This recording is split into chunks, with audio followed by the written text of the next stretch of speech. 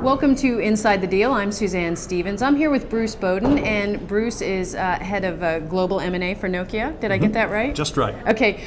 Bruce, I want to talk a little bit about transformational deals. And I want to start with, if you could pick a couple of considerations that are most important to you when looking at a deal that is transformational, what would they be? Sure. I think probably the two things that it boils down to in the end are the sort of simplicity and compellingness of the strategic and financial logic, and then secondly, it's the quality of the people that you acquire.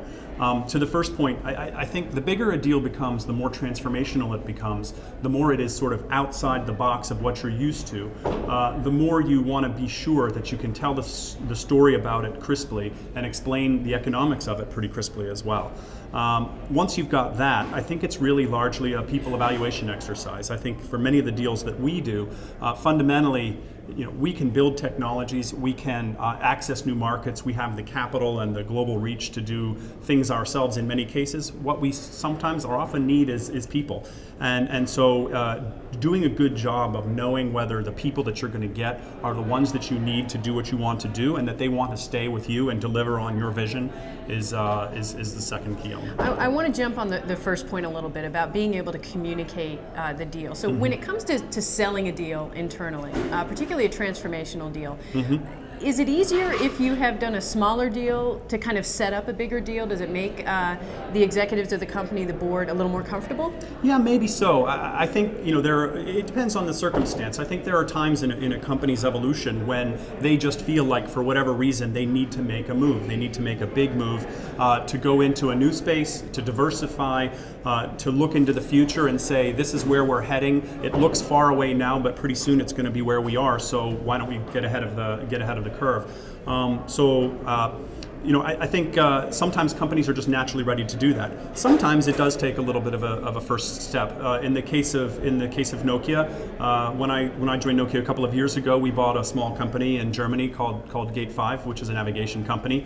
I think that doing that deal and helping us understand the difference that Nokia can make by putting navigation capability and local content on our handsets helped us to see the light and the vision of wanting to acquire a company as big as Navteq. So a deal which is by no means $8 billion leads your way down the road to being able to get yourself comfortable with buying something for $8 billion. Now, do you think you could have gotten the Navteq deal done prior to making that smaller acquisition? I don't know. I will say, I don't know whether it was having laid the groundwork or whether it was just the timing of the evolution of the industry.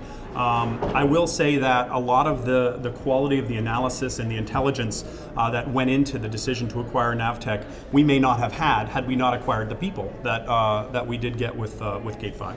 Nokia is a European-based company, so I have to ask, how big of an advantage have you had, certainly from a currency perspective, in the current M&A market?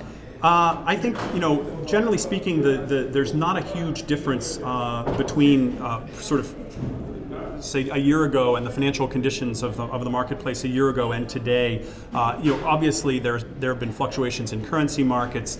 There have been, impacts on some of the North American buyers. But for us, really, we have an idea of what we want to do, where we want to go, what we want to buy.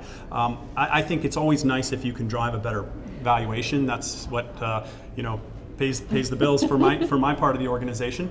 But it shouldn't just be about look. The last 10% of the purchase price isn't going to make the difference between a deal being a success or a failure. And I don't consider deals now that I would have considered before, and I'm not excluding deals that I would have considered before. It's we're in a lucky position.